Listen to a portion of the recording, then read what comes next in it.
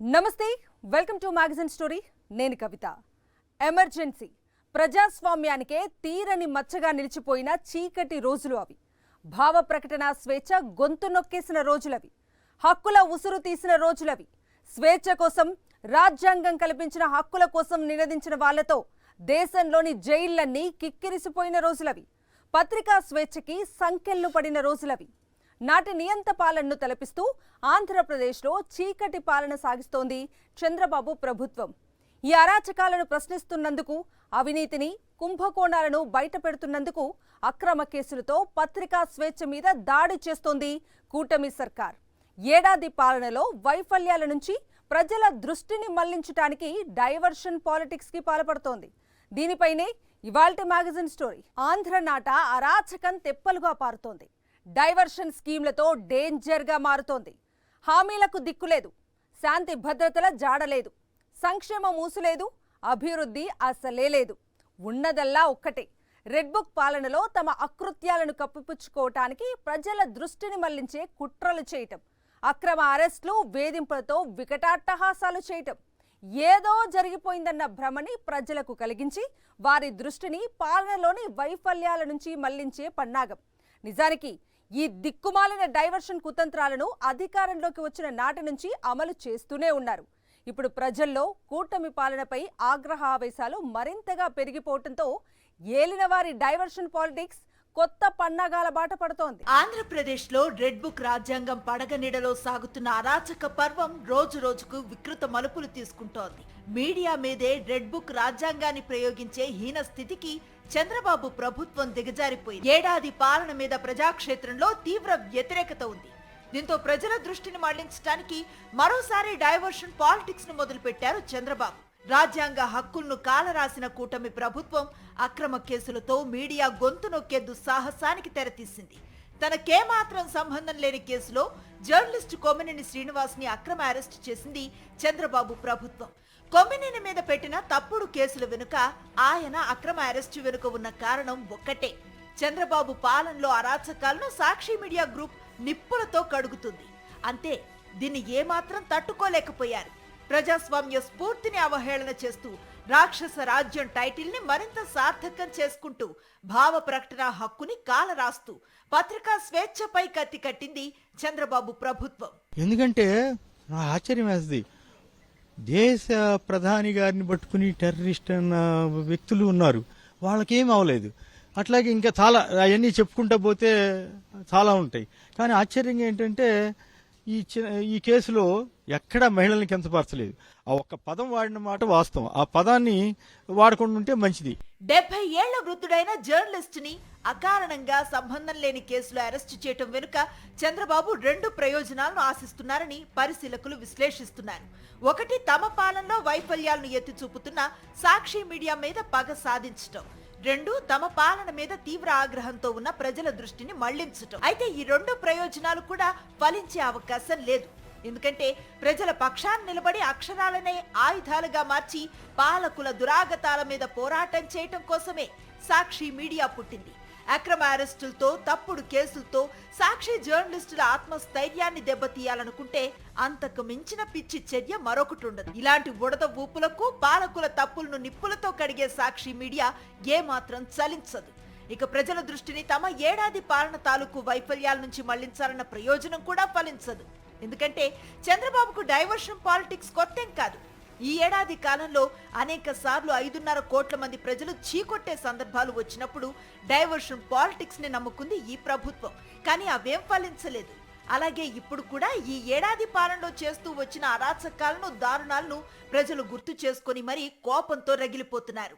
సంబంధం లేని కేసులో 70 ఏళ్ల వృద్ధ జర్నలిస్ట్ ని అక్రమంగా అరెస్టు చేయటాన్ని ప్రజలు గమనిస్తున్నారు. ఆయన తన విచారాన్ని వ్యక్తం చేసినాక, క్షమాపణలు చెప్పిన తర్వాత కూడా, సాక్షి మేనేజ్మెంట్ దాన్ని డిజోన్ చేసుకున్న తర్వాత కూడా శ్రీనివాసరావు గారి మీద కేసు పెట్టి అవసరమైన మందులు ఉంటాయి అవి కూడా తీసుకొని ఇవ్వకుండా, బట్టలు సర్దుకొని ఇవ్వకుండా అరెస్ట్ చేసి తీసుకుపోవడం అంటే, ఆయనేం టెర్రరిస్ట్ కాదు, ఆయనేం దేశద్రోహం చేసిన వాడు కాదు, ఆయనేం పారిపోయే వ్యక్తి కూడా కాదు. ఆయన సమాజంలో ఒక గౌరవప్రదమైన పౌరుడిగా బ్రతుకుతున్నవాడు. ఆంధ్రప్రదేశ్ ఆంధ్రప్రదేశ్ ఎన్నికల ఫలితాలు వెలువడిన నాటి నుంచే టీడీపీ గూండాలు హింస రచన మొదలుపెట్టారు. చంద్రబాబు సీఎంగా ప్రమాణ స్వీకారం చేసిన తర్వాత అరాచక పాలనకి తెరలేచింది. రెడ్ బుక్ రాజ్యాంగం పడగ నీడలో అంబేద్కర్ రాజ్యాంగం చిన్నబోయింది. ఎన్నికలైపోగానే తనను నమ్మిన ప్రజలను నిలువునా ముంచటం చంద్రబాబుకు తొలి నుంచి అలవాటే. చివరకు జగన్ సీఎంగా దిగిపోయే నాటికి ఏపీకున్న అన్ని అప్పులు 6,40,000 కోట్ల రూపాయలే అని అసెంబ్లీలోనే ఒప్పుకోవాల్సి వచ్చింది. విజయవాడని వరదలు ముంచేయటం వెనుక, లక్షలాది మంది ప్రజలు రోజుల తరబడి వరదల్లో అల్లాడిపోవటం వెనుక ఉన్నది చంద్రబాబు ప్రభుత్వ వైఫల్యాలు, తప్పిదాలే. వాటిని కప్పిపుచ్చుకోవటానికి విజయవాడ వరదల్లో ప్రకాశం బ్యారేజీని ఢీకొట్టిన బోట్ల కేంద్రంగానే డైవర్షన్ పాలిటిక్స్ స్టార్ట్ చేశారు. నిజానికి వరదల్లో బోట్లు బ్యారేజీని ఢీకొట్టడం యాదృచ్ఛికమే అని మొదటి నుంచి నీటిపారుదల శాఖ, పోలీస్ శాఖలు చెబుతూ వచ్చాయి. కానీ ఎప్పుడైతే తన వైఫల్యాల నుంచి దృష్టి మళ్లించేందుకు బోట్ల ఉదంతానికి చంద్రబాబు ఉద్దేశపూర్వకంగానే ప్రాధాన్యత ఇవ్వటం మొదలుపెట్టారో అప్పుడు అధికార యంత్రాంగం తీరులోనూ మార్పు వచ్చింది. ఎఫ్ఐఆర్ నమోదు చేసి 2ని అరెస్ట్ చేశారు. అంతే, పసుపు మంద తమ పనిని మొదలు పెట్టేసింది. బోట్లు ప్రకాశం బ్యారేజీని ఢీకొట్టడం వెనుక వైఎస్ఆర్సీపీ కుట్ర ఉందంటూ బురద చల్లటం మొదలు పెట్టాయి. ఆ వెంటనే ఎల్లో మీడియా తన విషపు రాతలతో గోబెల్స్ ప్రచారాన్ని స్టార్ట్ చేసింది. నిజానికి ఆ బోట్ల యజమానులు టీడీపీ వర్గీయులే. ఆ 2 బోట్లు టీడీపీ వాళ్లవే. విజయవాడ వరదల్లో తమ ప్రభుత్వ తప్పిదాల నుంచి ప్రజల దృష్టిని మళ్లించాలన్న డైవర్షన్ పాలిటిక్స్ కుట్ర విఫలమైంది. తన పాలన 100 రోజులవుతున్న వేళ హామీల అమలు దగ్గర నుంచి శాంతి భద్రతల దాకా అనేక విషయాల్లో ప్రజలు నిలదీస్తారని గ్రహించిన చంద్రబాబు ఏకంగా అఖిలాండ కోటి బ్రహ్మాండ నాయకుడినే అవమానించే పాపానికి ఒడిగట్టారు. తన రాజకీయ లబ్ధి కోసం కోట్లాది మంది భక్తులను తీవ్ర ఆవేదనకు గురిచేశారు. తన పాలనను ప్రజలు చీకొడుతున్న వేళ ప్రజల దృష్టిని మళ్లించటానికి ఆ దేవదేవుడి దివ్య ప్రసాదం మీదే రోత రాజకీయాలు చేసే మహాపచారానికి తెగబడ్డారు చంద్రబాబు. తన రాజకీయ లబ్ధి కోసం దేవుడి మీద కుట్ర పన్నారు చంద్రబాబు. వెంకటేశ్వర స్వామి లడ్డు కల్తీ అయ్యిందంటూ చంద్రబాబు చేసిన డైవర్షన్ పాలిటిక్స్ ఏపీ ప్రభుత్వ పరువును అంతర్జాతీయ స్థాయిలో తీసేశాయి. తన రాజకీయ స్వార్థం కోసం చివరకు ఆ 7 కొండల వాడి మీదే కుట్రలు చేసిన చంద్రబాబును చూసి తెలుగు ప్రజలంతా భయంతో వణికిపోయారు. చివరకు తిరుమల లడ్డూ కల్తీ అన్నది చంద్రబాబు డైవర్షన్ పాలిటిక్స్ మాత్రమే అని తెలిసి ప్రపంచ నలుమూలల ఉన్న దేవదేవుడి భక్తులు చీకొట్టారు, చీత్కరించుకున్నారు. 2024 ఆగస్టు నెలలో కృష్ణా జిల్లా గుడ్లవల్లేరు ఇంజనీరింగ్ కాలేజీలో ఓ దారుణం వెలుగు చూసింది. విద్యార్థినుల వాష్రూమ్లలో సీక్రెట్ కెమెరాలు పెట్టి 300 వీడియోలు రికార్డు చేస్తే ఆ కామాంధుల కండకవరం అణచివేయాల్సింది పోయి బాధితుల మీద బెదిరింపులకు దిగింది చంద్రబాబు ప్రభుత్వం. ఈ కీచక పర్వం వెనుక ఉన్నది అధికార పార్టీ నేతలు, కాలేజీ నిర్వాహకులు, టీడీపీ ప్రముఖుల సన్నిహితులు. ఆరోపణలు ఎదుర్కొంటున్న విద్యార్థిని తండ్రి టీడీపీ నేత. ఇక చెప్పేదే ఉంది. 100 మంది విద్యార్థినుల ఆత్మాభిమానాన్ని కాపాడటం కన్నా పచ్చమూకని పరిరక్షించటమే మిన్న అనేసింది చంద్రబాబు ప్రభుత్వం. కాలకృత్యాలు తీర్చుకునే వేళ, స్నానాలు చేసే సమయంలో, దుస్తులు మార్చుకునే సమయంలో తమను రహస్యంగా వీడియోలు తీశారని, అవి బయటకు లీక్ అవుతున్నాయని తెలిసి విద్యార్థినులు సిగ్గుతో చితికిపోయారు. అవమాన భారంతో విలవిలలాడిపోయారు. ఇంత దారుణం జరిగిన తర్వాత కూడా తమకు న్యాయం ఎందుకు జరగలేదో తెలియక ఇప్పటికీ ఆవేదనతో అల్లాడిపోయారు.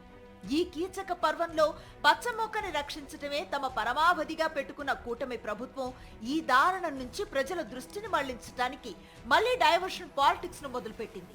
ముంబై నుంచి బ్లాక్ మెయిల్ భామ కాదంబరి జత్వానిని తీసుకువచ్చి సరికొత్త దందాను మొదలుపెట్టింది.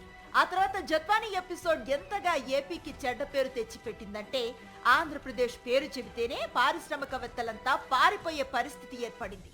ఇలా తమ పాలనలో అరాచకాలు, దారుణాలు, వైఫల్యాల నుంచి ప్రజల దృష్టిని మళ్లించడానికి ఏడాదంతా డైవర్షన్ పాలిటిక్స్ చేస్తూనే ఉన్నారు చంద్రబాబు. ఇప్పుడు ఏడాది పాలనలో వైఫల్యాల నుంచి ప్రజల దృష్టిని మళ్లించడానికి సాక్షి మీడియాని టార్గెట్ చేశారు. సంబంధం లేని కేసులో కొమ్మినేని శ్రీనివాస్ను అక్రమ అరెస్ట్ చేసి తాను ఎంతటి డైవర్షన్ డైనోసారో మరోసారి నిరూపించారు చంద్రబాబు. సంబంధం లేని కేసులో కొమ్మినేని శ్రీనివాస్ ని అక్రమ అరెస్ట్ చేశారు. కానీ ఇదే పాలకులకు లైవ్ లో మహిళలను కించపరుస్తూ, హేళన చేస్తూ హీనమైన వ్యాఖ్యలు చేసిన వాళ్ళు మాత్రం కనిపించలేదు. ఒక ఎల్లో ఛానల్ యాంకర్ సినిమా ఇండస్ట్రీలో మహిళలందరినీ అత్యంత నీచంగా అభివర్ణించారు, అది కూడా లైవ్ లో. అప్పుడు ఇదే చంద్రబాబు సీఎంగా ఉన్నారు. కానీ ఆ ఎల్లో ఛానల్ యాంకర్ అరెస్ట్ కాలేదు. ఆయన వ్యాఖ్యలను ఎవరూ ఖండించిన పాపాన కూడా పోలేదు. ఇక ముఖ్యమంత్రి చంద్రబాబు బావమరిది బాలకృష్ణ వీలు దొరికినప్పుడల్లా మహిళలని లైంగిక కోణంలోనే చూస్తూ ఉంటారు, కామెంట్స్ చేస్తూ ఉంటారు. ఆడది కనిపిస్తే ముద్దైనా పెట్టాలి లేదా కడుపైనా చెయ్యాలి అన్న దగ్గర నుంచి మొదలు పెడితే ఆ దరిద్రానికి అంతే లేదు. కానీ బాలకృష్ణని ఎప్పుడూ అరెస్ట్ చేయలేదు. ఎందుకీ తేడా? దీని వెనుక మన బ్లడ్ వేరు, మన బ్రీడ్ వేరు లాంటి వ్యవహారం ఏదైనా ఉందా? చంద్రబాబు పాలనను ప్రజలు చీకొడుతున్నారు. చంద్రబాబు పాలనలో సాగుతున్న అరాచకాలను ప్రజలు చీకొడుతున్నారు. ఎన్నికల హామీలను ఎగ్గొట్టి చేసిన మోసాన్ని ప్రజలు చీకొడుతున్నారు. ఏడాదిగా అటు సంక్షేమం ఇటు అభివృద్ధి కానరాని రాష్ట్రంగా ఏపీని మార్చేసిన తీరును ప్రజలు చీకొడుతున్నారు. వీటన్నింటి నుంచి ప్రజల దృష్టిని మళ్లించడానికి చంద్రబాబు డైవర్షన్ పాలిటిక్స్ కుట్రకు మళ్లీ పదును పెట్టారు. ఈసారి సాక్షి మీడియా మీద విషం కక్కారు. అయితే చంద్రబాబు డైవర్షన్ పాలిటిక్స్ కుట్రలను 5.5 కోట్ల మంది ప్రజలు ఎప్పుడో అర్థం చేసుకున్నారు. తమను ఏమార్చటానికి పాలకులు పన్నుతున్న పన్నాగాలను ఏపీ ప్రజలు ఎప్పటికప్పుడు గమనిస్తూనే ఉన్నారు. సంబంధం లేని కేసులో కొమ్మినేని శ్రీనివాస్ను అక్రమ అరెస్టు చేశారు. అయితే మహిళలను అత్యంత దారుణంగా హేయంగా కించపరుస్తూ లైవ్లో వ్యాఖ్యలు చేసిన ఘటనలు ఎల్లో మీడియాలో చాలా జరిగాయి. అప్పుడు మాత్రం మహిళల ఆత్మగౌరవం, అప్పుడు కూడా ఏపీ సీఎంగా చంద్రబాబే ఉన్నారు. పైగా టీడీపీకి సినిమా ఇండస్ట్రీకి ఉన్న సంబంధం సాధారణమైంది కాదు. పార్టీ వ్యవస్థాపకులు ఎన్టీఆర్ నుంచి చంద్రబాబు బావమరిది బాలకృష్ణ వరకు అంతా సినీ ఇండస్ట్రీ వాళ్లే. అలడ్ మన బ్రీడు అన్న దురద కాబోలు అంతా గప్చుప్పైపోయారు. ఇప్పుడు సంబంధం లేని కేసులో కొమ్మినేని శ్రీనివాస్ని అరెస్టు చేస్తే ఎల్లో మీడియా అసత్య కథనాలతో రోత స్క్రీన్ ప్లేతో దిగజారుడు జర్నలిజాన్ని నిస్సిగ్గుగా ప్రదర్శిస్తోంది. అదే సమయంలో టీడీపీ డైవర్షన్ పాలిటిక్స్ ని రక్తి కట్టించడానికి ఆ పార్టీ కాకపోయినా సరే శత విధాలా ప్రయత్నించే బ్యాచ్ కూడా బయలుదేరింది. కాంగ్రెస్ నాయకురాలు రేణుకా చౌదరి ఎల్లో మీడియాలో వైఎస్ జగన్మోహన్ రెడ్డి మీద చేసిన వ్యాఖ్య, మాజీ ముఖ్యమంత్రి జగన్ ని వాడు అని సంబోధిస్తూ ఎల్లో మీడియాలో రేణుకా చౌదరి చేసిన వీరంగం ఇది. రేణుకా చౌదరిది టీడీపీ కాదు, ఆమెది ఆంధ్రప్రదేశ్ కాదు. ఆంధ్రప్రదేశ్ రాజకీయాలతో ఆమెకి సంబంధం లేదు. అయినా ఎందుకని జగన్ మీద చౌదరికి అంత కక్ష? పుట్టగానే జగన్ వాళ్ళ అమ్మ ఆయన పీక పిసికేస్తుంటే పీడ పోయేదని అనాల్సినంత పగ రేణుకా చౌదరిలో ఎందుకుంది? ఈ నేపథ్యంలో మా బ్లడ్ వేరు, మా బ్రీడ్ వేరు అనే బాలకృష్ణ కులహంకార డైలాగ్ ని పరిశీలకులు గుర్తు చేస్తున్నారు. జరిగిన విషయానికి కొమ్మినేని శ్రీనివాస్కి సాక్షి మీడియాకి సంబంధం లేదన్నది పచ్చి నిజం. అయినా దాన్ని సాక్షి మీడియాకి ఆపాదించాలని టీడీపీ కుట్రల మీద కుట్రలు చేస్తోంది. ఇటు చూస్తే పుట్టగానే జగన్ని వాళ్ళ అమ్మ పీక పిసికేస్తే పేడా పోయేదంటూ ఆ ఊహతోనే అమితమైన ఆనందాన్ని పొందే దీన స్థితిలో రేణుకా చౌదరి ఉంది. కుట్రలు చేస్తున్నారు. నాణానికి రెండో వైపు ఏం జరుగుతుందో ప్రజలకు తెలియాలి, తెలిసి తీరాలి. సాక్షి మీడియా ఆవిర్భావం వెనుక ఉన్న సదుద్దేశం ఇదే. కానీ చంద్రబాబు దృష్టిలో మీడియా అంటే ఎల్లో మీడియానే. ఎంతసేపు గోబెల్స్ ప్రచారం చేస్తూ తిమ్మిని బమ్మిని చేసి చూపిస్తూ ప్రజలను మభ్యపెట్టడమే జర్నలిజం అన్న భ్రమలో దశాబ్దాలుగా ఉండిపోయారాయన. ఎల్లో మీడియా సావాస ప్రభావం అది. అందుకే నిజాలను నిర్భయంగా బయటపెడుతున్న సాక్షి మీడియాను చూసి తట్టుకోలేకపోతున్నారు. ఏడాది పాలనలో అరాచకాలను, వైఫల్యాలను ఎత్తిచూపుతున్న సాక్షి మీడియాను చూసి సహించలేకపోతున్నారు. ప్రజా సంక్షేమం కోసం అక్షరాలను ఆయుధాలుగా మార్చి అరాచక పాలనపై సాక్షి మీడియా చేస్తున్న పోరాటాన్ని చూసి వణికిపోతున్నారు. ప్రజాస్వామ్యానికి పాతరేస్తూ పత్రికా స్వేచ్ఛపై కత్తి కట్టి తప్పుడు కేసులతో, అక్రమ అరెస్టులతో వికటాట్టహాసం చేస్తున్నారు. కొమ్మినేని శ్రీనివాస్ సుదీర్ఘ కాలం జర్నలిస్ట్గా ఉన్నారు. జర్నలిస్ట్గా 50 ఏళ్ల అనుభవం అయింది. ఏదైనా ముఖంపైనే కుండ బద్దలు కొట్టినట్లుగా చెప్పటం కొమ్మినేని సహజ శైలి. అయితే ఎవరి గురించి అసభ్యంగా మాట్లాడే అలవాటు కానీ, అలాంటి వ్యాఖ్యలను ప్రోత్సహించే అలవాటు కానీ కొమ్మినేనికి లేదు. 2 దశాబ్దాలుగా ఆయన న్యూస్ ఛానల్స్ లో చేస్తున్న కేఎస్ఆర్ లైవ్ షోనే అందుకు తిరుగులేని ఉదాహరణ. జర్నలిస్ట్ది నిజం పక్షం, ప్రజాపక్షం. ఆ క్రమంలో కొమ్మినేని చంద్రబాబు కుట్ర రాజకీయాలను ఎన్నోసార్లు ఎత్తి చూపించారు. ఎల్లో జర్నలిజానికి దూరంగా ఉండే కొమ్మినేని అంటే అందుకే చంద్రబాబుకు మంట. 2014-2019 మధ్య కాలంలో ఎన్టీవీలో కొమ్మినేని ఉద్యోగం బలవంతంగా తీయించారు చంద్రబాబు.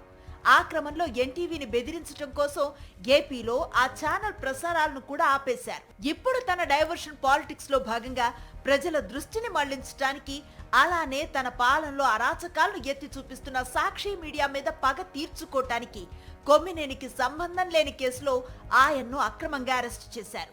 కొమ్మినేని అరెస్ట్ అనే డైవర్షన్ పాలిటిక్స్ కుట్రని చంద్రబాబు ఖాక్యలతో అమలు చేయించారు. మరోవైపు టీడీపీ గుండాలు సాక్షి మీడియా ఆఫీసులపై దాడులకు తిరుగుతూ రెడ్ బుక్ రాజ్యాంగాన్ని అమలు చేయటంలో బిజీ అయిపోయారు. తప్పుడు కేసులు, అక్రమ అరెస్టులు, రాళ్ల దాడులు, గూండాగిరి, రెడ్ బుక్ రాజ్యాంగం వీటన్నింటినీ ప్రయోగించి అక్షరాలనే ఆయుధాలతో ప్రజల పక్షాన పోరాటం చేసే సాక్షి మీడియాని బెదిరించాలన్నది చంద్రబాబు పన్నాగం. కానీ చంద్రబాబు చేసే వికృత కుట్రలను ఛేదించటం, పచ్చముక్క పైశాచిక భావజాలాన్ని నిప్పులతో కడగటం సాక్షి మీడియాకి అలవాటైన పనే. ఇది వాళ్ళ మ్యాగజైన్ స్టోరీ. మరో ఇంట్రెస్టింగ్ టాపిక్తో మళ్ళీ కలుద్దాం. అంతవరకు స్టే ట్యూన్ టు సాక్షి.